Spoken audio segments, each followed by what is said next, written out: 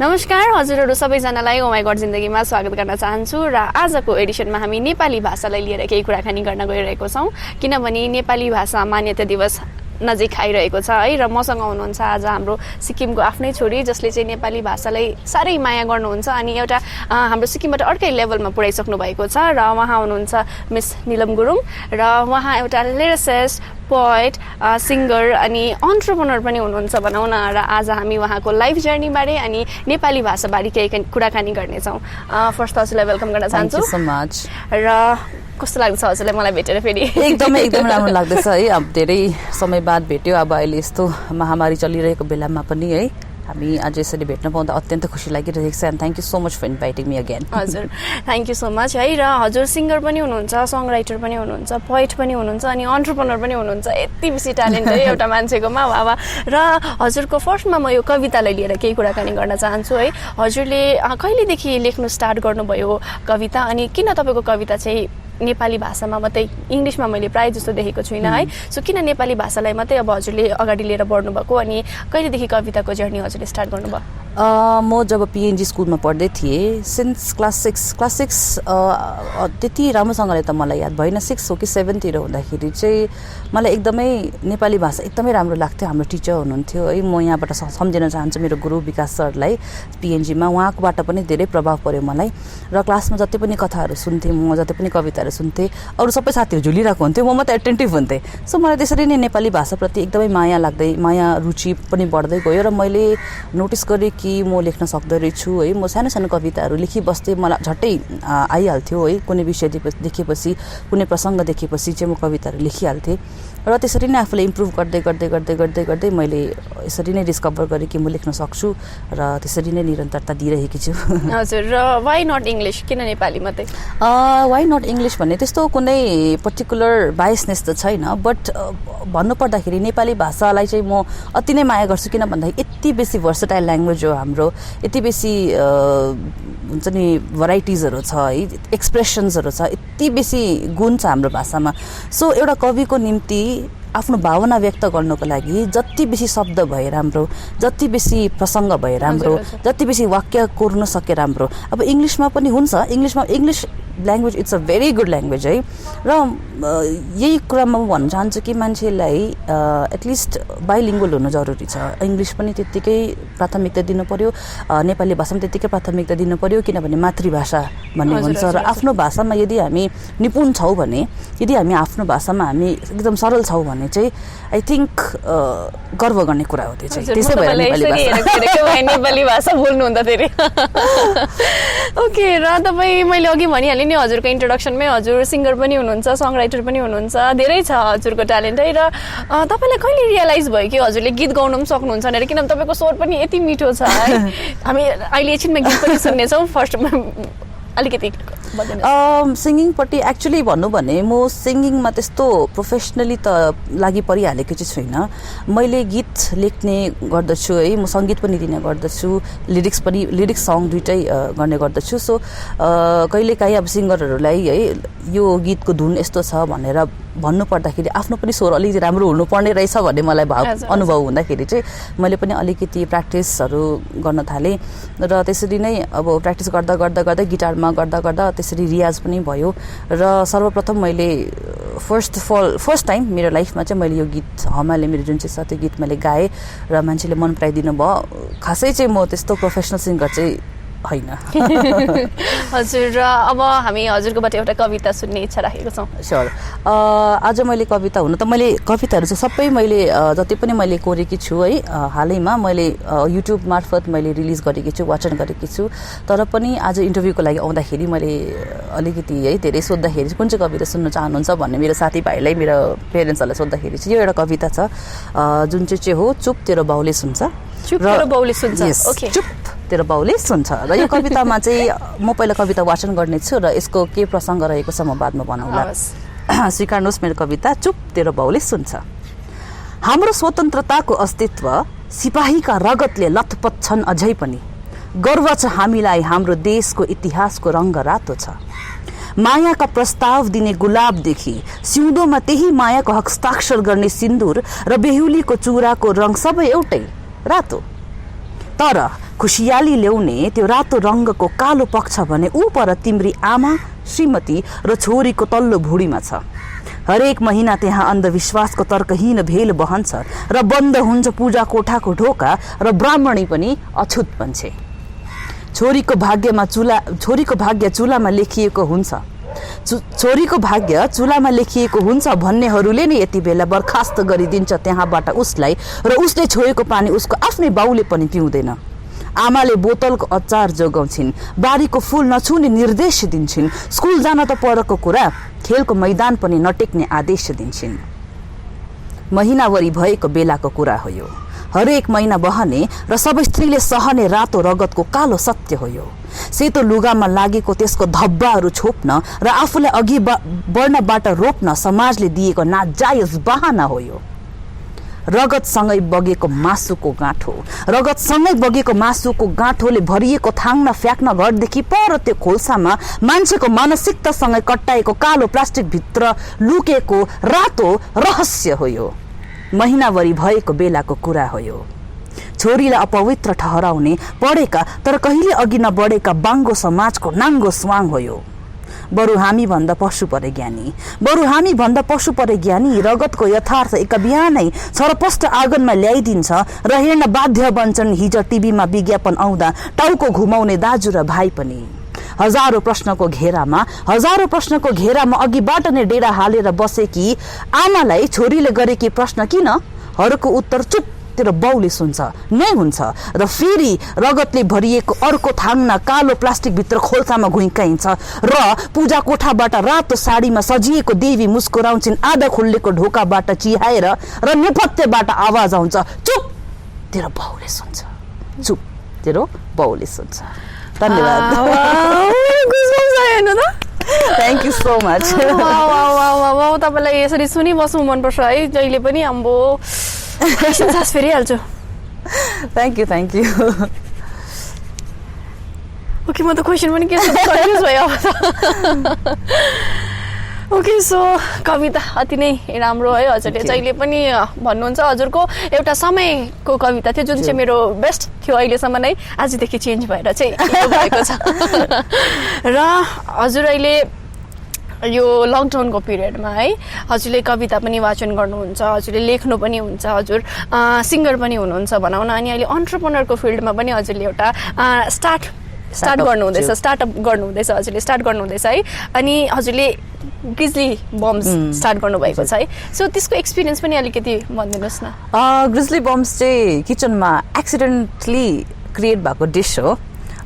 म चाहिँ जहिले पनि अब थाहै छ, अब हामी सबैजना लकडाउनको फेजमा हुँदाखेरि एकदम कुकिङको जोसमा है सबैजना कसैले ह्यान्डिक्राफ्ट गरिरहेको थियो, कसैले आफ्नो आफ्नो वेबाट मोटिभेट गरिरहनु भएको थियो। र मैले लकडाउनको फेजमा चाहिँ फुड भ्लग्सहरू बनाएर फेसबुकमा हाल्ने गर्दथेँ र यसरी नै बनाउँदै गर्दाखेरि चाहिँ मलाई एकदमै एक्सपेरिमेन्ट गर्नु मन लाग्थ्यो है। म राइटिङमा जसरी एक्सपेरिमेन्ट गर्छु with words and all those things, त्यसरी नै म यता कुकिङपट्टि पनि घरि वाइलाई धुलो पारेर है घरि खोर्सानी के यताउता गर्दाखेरि चाहिँ ग्रिजली बम्स चाहिँ अल अफ अ सडन यो क्रिएट भएको डिस हो। र इन्ग्रेडियन्ट चाहिँ अलिकति सिक्रेटै राखेको है।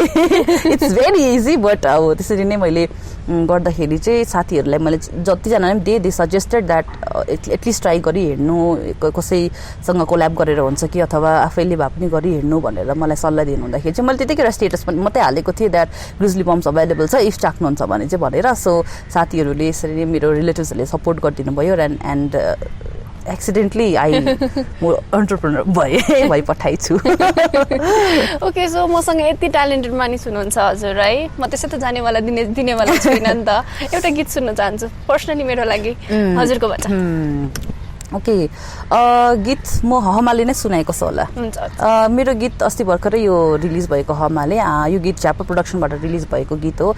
हामी झ्यापो प्रोडक्सनमा 4 जना मेम्बर्सहरू छौँ। सिङ्गर मसँग गाउनुहुने तेन्जिङ धोनी हुनुहुन्छ। यो गीत धेरै वर्ष अगाडि लेखिएको गीत हो र यो गीत चाहिँ छ हमाले। माफ गर्नु होला, मेरो स्वर अलिकति अप्ठ्यारै छ।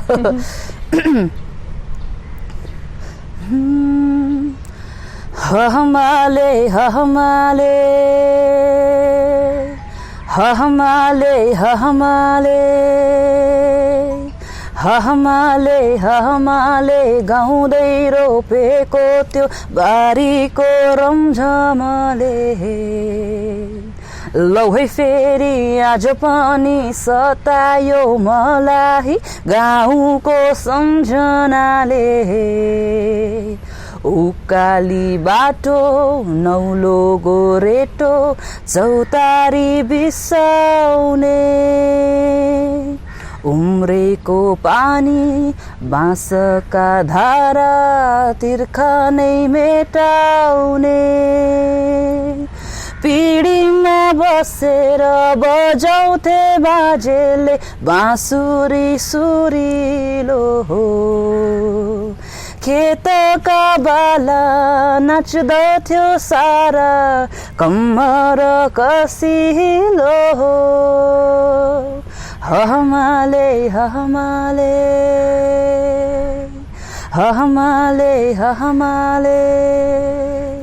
र रहल गीत चाहिँ युट्युबबाट सुन्नु होला बेसिकली यो धान रोपाईहरूको धान रोपाई थियो यो धान रोपाई गर्दाखेरि र जति पनि हाम्रो नेपाली दाजुभाइ दिदीबहिनीहरू कमाउनको निम्ति बाहिर गएका छन् है गान्तोकमै बसेका छन् हामी वर्षमा हार्डली एकपल्ट अथवा दुईपल्ट जाने गर्दछौँ आफ्नो घर आफ्नो मूल घर बाजे बोजूलाई भेट्न है कति टाढो भइसकेको छ हामी हाम्रो रुट्सबाट सो यो गीतबाट चाहिँ त्यही सन्देश म व्यक्त गर्न चाहन्छु कि हामीले बेला बखत आजको दिनमा त कम्युनिकेट गर्नु आफ्नो बाजे बोजूहरूलाई भेट्नु कति सजिलो छ फोन गरे पनि भइहाल्छ है सो सम्झिनुहोस् उहाँहरूलाई पनि है आफ्नो रुट्सलाई नबिर्सिनुहोस् हमाले गीतले चाहिँ यही व्यक्त गर्न खोजेको हो वास्तवमा चाहिँ र कसले लेख्नु भएको यो गीत चाहिँ यो गीत मेरै आफ्नै ट्युनिङ अनि लिरिक्स बोथ मेरै हो फेरि थप्पडी र हजुरले आरोग्य जस्तो ब्यान्ड है नाइटमेयर्स जस्तो ठुल्ठुलो ब्यान्डहरूको लागि गीत लेखिसक्नु भएको छ अनि हजुर आफू पनि एउटा सिङ्गर हुनुहुन्छ अनि अब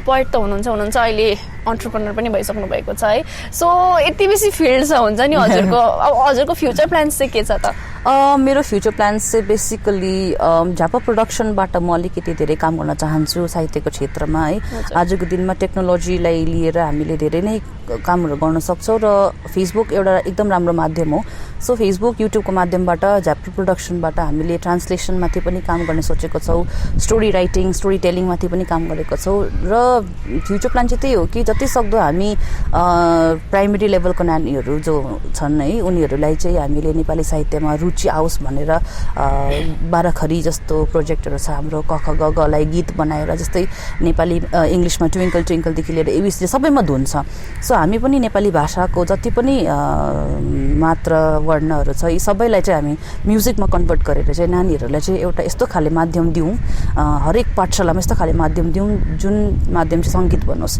र सङ्गीतबाट चाहिँ नानीहरूले नेपाली भाषामा अझै रुचि बढोस् भन्ने खाले हाम्रो एउटा पारदर्शिता छ हामीले एउटा भिजन राखेको छौँ है र फ्युचर प्लान्स त्यही छ र टिचिङ फिल्डमा पनि छु म अब लकडाउन खुलेपछि प्रोबेबली मैले जब पाउँछु होला है कुनै स्कुलमा so I'm looking for that also र त्यसरी नै साइड बाई साइड मेरो ग्रिजली बम्सको यो जुन चाहिँ बिजनेस छ यसलाई पनि अगाडि बढाएर लाने सो मल्टिटास्किङ गरिरहेकी छु अहिले बट मल्टिटास्किङ गर्दाखेरि सबभन्दा इम्पोर्टेन्ट कुरा हुन्छ टाइम म्यानेजमेन्ट सो अहिले चाहिँ मेरो अभ्यास चलिरहेको छ यो टाइम म्यानेजमेन्टको सो त्यही छ फ्युचर प्लान अनि सङ्गीत म्युजिक पोएम चाहिँ एकदमै बढाएर लाने हजुर हजुर यो एपिसोड स्पेसली नेपाली भाषालाई लिएर छ है अनि नेपाली भाषालाई मान्यता दिनुमा हाम्रो लेट फर्मर चिफ मिनिस्टरले नरबहादुर भण्डारी ज्यू अनि उहाँको श्रीमती दिलकुमारी भण्डारी ज्यूको धेरै योगदान रहेको छ है अनि हजुरलाई के लाग्छ कि अब हजुर पनि यङ्स्टरमै आउनुहुन्छ है हाम्रो सिक्किमको यङ्स्टरलाई चाहिँ अझै हामीले तपाईँलाई कता कता लाग्दैन कि हामी अझै पछि हटिरहेको छौँ आफ्नो भाषालाई लिएर अनि हामी कसरी इम्प्रुभ गर्न सक्छौँ भनेर किनभने हामीले कतिवटा कुरा वेस्टर्न कल्चरपट्टि एडप्ट गरिरहेको छौँ छिटो वेस्टर्न कुराहरूपट्टि वेस्टर्न कल्चरहरू एडप्ट गरिरहेको छौँ अनि त्यसरी नै हामी मोरओभर नेपालीलाई भन्दा पनि इङ्ग्लिस भाषालाई मान्यता दिइरहेको छौँ है सो तपाईँले यसमा के भन्नु छ सर्वप्रथम त म यो भन्न चाहन्छु कि हामीले हाम्रो भाषालाई चाहिँ त्यो साह्रो छ गाह्रो छ अप्ठ्यारो छ है फटाकर बढेका चन्द्रबिन्दु के हो भनेर अघिबाट नै हामीले त्यो प्रिजुडिस हुन्छ नि जुन चाहिँ अघिबाट नै गलत धारणा नराखौँ कि नेपाली भाषा साह्रो छ एकदम सरल नेपाली भाषा एकदम सरल छ बुझ्नुपर्ने हुन्छ कसैलाई म्याथ सजिलो लाग्छ कसैलाई साइन्स सजिलो लाग्छ किन सजिलो लाग्छ भन्दाखेरि हामीले एउटा मौका दिन्छ त्यो सब्जेक्टलाई, आफूलाई मौका दिन्छ बुझ्ने है। र म त्यही भन्न चाहन्छु हाम्रो युवालाई चाहिँ नेपाली भाषालाई हामीले माया गरौँ। हामी आउँदो पिँढीले नै हाम्रो भाषाको जुन चाहिँ एउटा के भन्नु एउटा ओज एउटा वेट छ नि, त्यो कुनै अरू भाषाको छैन। एउटा इक्जाम्पल दिन चाहन्छु, इङ्ग्लिसमा हामीले सिट भन्छौँ है, सिट भन्छौँ, तर हाम्रो नेपालीमा थचक्कै बस्नु, ढाचक्कै बस्नु, फाच्चै बस्नु, टुक्डुक्कै बस्नु, यति बेसी एक्सप्रेसन्सहरू छ। सो यो एउटा इक्जाम्पल मैले किन दिएँ कि भन्दाखेरि चाहिँ हामी युवाहरूले अब हामी जति पनि स्रष्टा छन् है, हाम्रो नेपाली भाषा मान्यता दिवस कहिले हो भन्ने याद पनि छैन, 20 तारिक हो यो महिनाको है, त्यो अगाडिबाटै भनिदिन्छु अगस्तमा। र यस्तो कुराहरूलाई हामीले अगाडि बढाएर लानुपर्छ, हाम्रो स्रष्टाहरू चिन्नुपर्छ, हामीले हाम्रो साहित्यलाई अझै अगाडि बढाएर लानुपर्छ। तपाईँहरू कवि नै हुनुपर्छ भन्ने होइन, उपन्यास लेख्नुपर्छ भन्ने पनि होइन, तर अलिकति रुचि दिएर त्यसलाई नेपाली भाषालाई बुझ्ने कोसिस गरेर चाहिँ हामी युवाहरूले चाहिँ हाम्रो आउँदो पिँढीलाई चाहिँ अलिकति सहयोग गर्नुपर्छ भाषाप्रति जस्तो लाग्छ मलाई चाहिँ। हजुर, र भेरी वन्डरफुली सेड है। अनि हामी कार्यक्रमको अन्ततिर आइपुगेको छौँ है। अनि जाँदा जाँदै फेरि हजुरकोबाट एउटा कविता नसुनी त म तपाईँलाई छोड्नेवाला छुइनँ। अर्को कविता, यो कविता पनि अर्को कविता मैले सोचेकी थिएँ, पासोमा परेको केटा मान्छे भन्ने अर्को एउटा कविता छ मेरो। यो कविता पनि मैले केटाहरूको लागि हो, स्पेशली हो। यो केटाहरूको लागि हो, किनभने केटीहरूको लागि थियो अनि केटाहरूको लागि we are not bias. Yes so यही हो प्रसङ्ग चाहिँ के भन्दाखेरि चाहिँ हामीले जहिले पनि समाजमा है केटीहरूलाई अलिकति केटीहरूलाई हात लाउनु हुँदैन है, केटीहरू कमजोर हुन्छ भनेर हामी केटी आफैलाई पनि लाग्छ कि हामी स्ट्रङ छ हामी भन्दा हो। अफकोर्स बायोलोजिकली हेऱ्यो भने, फिजिकली हेऱ्यो भने केटाहरू स्ट्रङ हुन्छ, but on the other terms we are equal. So मेरो कविताहरूको चाहिँ यो एउटा मेसेज जान्छ कि हामीले जेन्डर बाइस नभएर कुनै पनि सृजना गर्दाखेरि जेन्डर बाइस, रिलिजन बाइस, कुनै पनि कुरामा चाहिँ हामीले चाहिँ त्यो बाइसनेस चाहिँ नल्याउँ। सो मैले यो कविता फेरि लेख्नुको उद्देश्य चाहिँ यो होइन कि उसले चाहिँ केटीको लागि लेख्छ र केटाको लागि पनि लेखिदिएको भन्ने खाले चाहिँ नहोस्। र यो मैले होल हार्टेडली नै लेखेको, समर्पित गर्न चाहन्छु सबै केटा मान्छेहरूलाई है। र कविताको शीर्षक रहेको छ पासोमा परेको केटा मान्छे। उसको अस्तित्व यो ब्रह्माण्डमा कति छ भन्ने आफैलाई याद दिलाउँछ ऊ, तर त्यो भन्दा ठुलो ब्रह्माण्ड उसको टाउको भित्र छ। अनि ती आवाजहरू गाउँछ, कराउँछ, बताउँछ र अराउँछ, तर पनि घरको धुरीमाथि झुन्डिने बत्ती जस्तै ऊ शान्त बसिदिन्छ। उज्यालो र सुन्दर तर कमजोर भित्रदेखि। कोही बेला ऊ त्यो लिङ्गेपिङ जस्तै झुलिबस्छ, फेरि अर्को क्षण त्यही दोडी फाँसीको गाँठो बनेर उसको अगाडि झुल्छ र ऊ निर्दोष भएर पनि आफ्नो घाँटी छिराउँछ त्यसभित्र र हेर्छ ती दर्शकहरूलाई। उसले विरोध गर्दैन किनकि ऊ केटा मान्छे हो, त्यसैले त्यो गाँठो उसको लागि खास हो। उसले त आफ्नो आँसु पनि बेचिसक्यो जब केटी मान्छे जस्तै नरु भनेर समाजले बोलेको कुरा आमाले पनि बोलिन् र बाबालाई फर्केर हेर्दा उनले दुवै आँखा घुमाए, रुने अधिकार गुमाए, घरको जिम्मेवारी लिन संसार नै थमाए। कति कमाइस भनी आवारा ठहराए, ऊ डराउन पनि पाउँदैन, अराउन ऊ चाहँदैन, मात्नु पाउँछ बरु चुरोट सर्काएर बाटोमा फुक्न पाउँछ, तर लुक्न पाउँदैन बलात्कारको आरोपबाट। त्यस बेला उसको भर्जिनिटी पनि काम लाग्दैन।